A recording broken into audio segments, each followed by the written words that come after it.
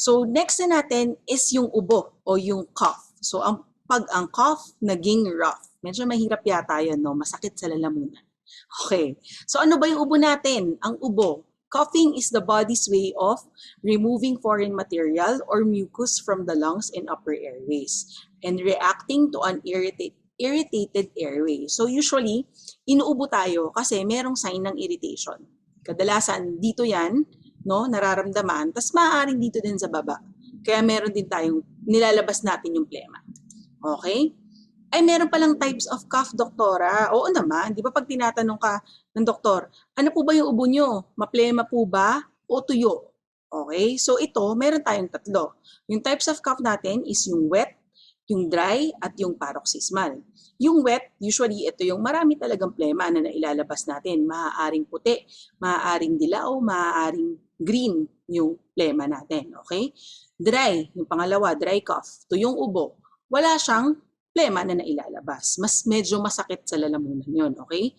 Then yung pangatlo, yung paroxysmal cough natin, ito yung violente o hindi na talaga comfortable na pag-ubo, okay? At uncontrollable na siya. Kadalasan yan, ito yung pagka inaatake na tayo ng ubo, talagang sunod-sunod na inuubo na, yung ganun. Tapos pagkatapos mong umubo, hingal na hingal ka. Okay, yun yung paroxysmal, yung talagang umaatake lang siya ng sunod-sunod.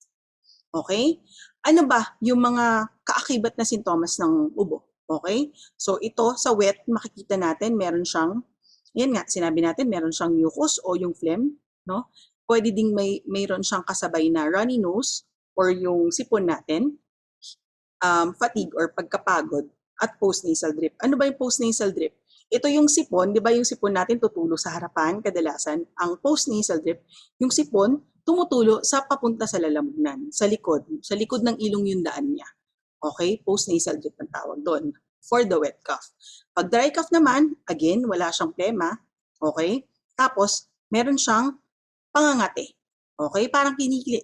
Nangangati yung lalamunan mo kasi nga, sobrang dry niya. Okay? Minsan, namamaga na yan, masakit na din siya. Yung paroxysmal, again, ito yung uncontrollable, saka yung talagang matagal kang inuubo. Tapos yung pagkatapos nun, hingal na hingal ka na. Kasi hinabol mo, sunod-sunod yung ubo mo. Okay? So, ano ba yung mga dahilan kadalasan? Bakit meron tayong iba't ibang klaseng mga ubo? Okay? Yung wet natin, yung most common niyan is cold and flu. Okay? So, kung may sipon ka, tapos meron kang trangkaso, maaaring wet cough yung na-experience mo. Pag dry cough naman, usually ito ang dry cough, ang common symptoms ng COVID-19. Okay? Pagka dry cough, mas ini-interpret natin siya as COVID. Pero kadalasan, hindi naman ibig sabihin nun lahat ng dry cough COVID-19 na ha. Okay. So, sore throat, ayan, dahil nga masakit siya sa lalamunan, makati, namamaga na. Pwedeng magkaroon din ng tonsillitis kapag mayroon dry cough. Hika, yan, usually pag may hika tayo, tuyo, wala tayong nailalabas. More on talagang hingal. Paninigarilyo, tsaka sinusitis, yung pamamaga ng sinus natin. Okay? Ang paroxysmal, ito yung usual. Makikita itong pertussis o yung whooping cough. Makikita to usually sa mga bata. No? Kasi meron din naman sa matatanda, pero mas common siya sa mga bata. Next, when to see a doctor? Kailan ka dapat pumunta para sa ubo mo? Okay? Pag yung ubo mo, may kaakibat na siya na weight loss, pangangayayat, no? Sobrang severe na coughing, sobrang hirap ka na umubo, hindi ka pa ba magpapa-check up noon? Syempre, pa-check up mo na agad.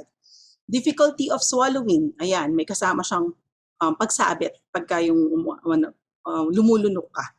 Okay? O, tapos, permanent changes in the voice, in the sound of the voice. So, namamaos ka na din. Okay? So, sakit na, hirap lumunok, namamaos ka na. Okay? Hindi ka pa ba papacheck up noon? So, kailangan na. Next, coughing up of blood. Siyempre, kapag umuubo ka na ng dugo, pa-check up mo na agad yan, huwag mo nang patagalin. Baka maaaring tuberculosis na yan. Okay? Baka may iba rin namang kaso, pero maaaring tuberculosis yung infection mo. Difficulty of breathing, hirap sa paghinga, pagsakit ng dibdib, minsan ganun yan, lalo na pagka yung dry cough, tapos yung sunod-sunod din siya, yung parang paroxysmal cough, sasakit na rin yung dibdib mo. Ibig sabihin, namamaga na yung mga muscles mo doon, pa-check up mo na yon. Tapos lagnat din, dahil nga infection, maaaring infection na rin yung ubo mo, lalagnatin ka na din. Okay, ano naman yung myths and facts natin regarding sa cough? Pag may cough ang tao, ibig sabihin may COVID-19 na siya. Okay, hindi po. Dati pa, before COVID-19 was discovered, no?